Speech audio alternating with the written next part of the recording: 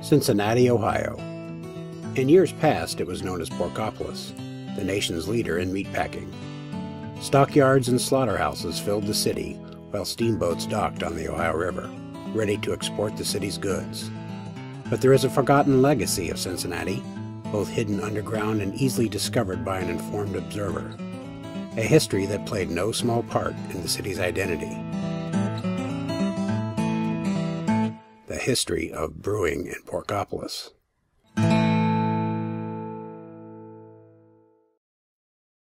Cincinnati was obviously known as Porkopolis to a lot of folks, and that was very true. We were at the center of that industry. When the Germans started arriving here in Cincinnati, 1840s, 1850s, their lifestyle and the beer, of how important that was to their lifestyle, really spurred all the breweries here. Cincinnati, and specifically over-the-Rhine, was the second most densely populated neighborhood outside of Lower Manhattan. We had 44,000 people in this 360-acre neighborhood. We've lost about 50% of the historic building stock, and we're down to about 7,000 or 8,000 residents. My name is Stephen Hampton. I'm the Executive Director of the Brewery District Community Urban Redevelopment Corporation. Well, the Brewery District is a nonprofit organization that's very grassroots and focused on this portion of Over-the-Rhine. And what we do is a number of things, fun things from the beer garden at Findlay Market to putting on events like Bachfest to doing the brewery tours where we go through all the historic breweries. But we also have a very serious side of redevelopment and repopulation of this neighborhood with both residents and businesses and visitors. Beginning in 2006, the Brewery District started giving tours of the numerous breweries that were housed in Over-the-Rhine. While the original brewing equipment is now long gone, a vast system of tunnels and cellars lives beneath the neighborhood. The introduction of lager beer is really what drove these amazing lagering cellars we have throughout the city. That beer required a cooler temperature and a longer time period to ferment and condition. This, of course, was before mechanical refrigeration.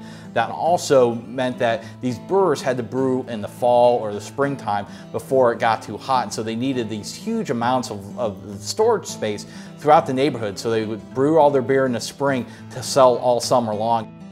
But the life of the cellars would be short-lived. The advancement of technology made mechanical refrigeration a better alternative to the cool underground basements. Coupled with the ratification of the 18th Amendment, which ushered in the era of Prohibition, the heyday of Cincinnati brewing came to an end. There were a couple factors that led to the downfall of the Cincinnati breweries. Number one, of course, being Prohibition. In 1919, the outlawing of alcohol really was the big nail in the coffin for the breweries here in Cincinnati. Many of these cellars, these lagering cellars, were abandoned, and frankly, a lot of them were used as trash pits.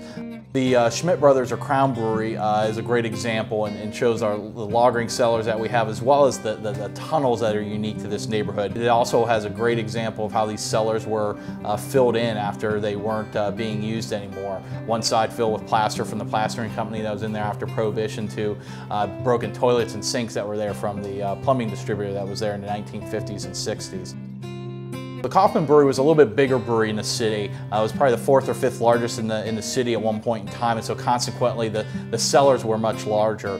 But consequently also had a lot larger debris piles in the main cellar. After the brewery closed, it was used as a disposal site for coal slag and other debris from the building. You can see they just piled it down until they literally couldn't fit another piece in anymore.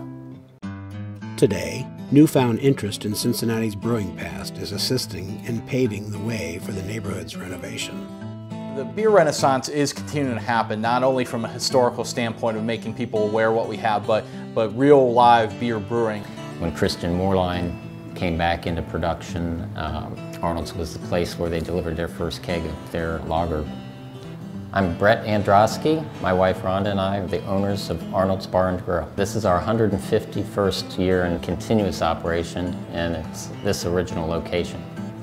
Greg Hardman's been a big supporter of Arnold's, and we like to support him. And for our 150th birthday, he started brewing Arnold's 1861 Porter, and that was an exclusive beer just for us, done out of his pilot plant. The first beer brewed in Over-the-Rhine since Prohibition. The Germanic brewing heritage of Cincinnati is a spark for continued interest in the neighborhood. the identity that we have here was formed by these Germans and this beer, and that really shaped the identity of the city. And so it's very important to remember that and reflect back upon that. Well, the brewing history of Cincinnati is one of the undiscovered gems that's out there in our past. It's our history and it's unique, and it's something that most places don't have. We really need to celebrate that and continue to share that with everybody else.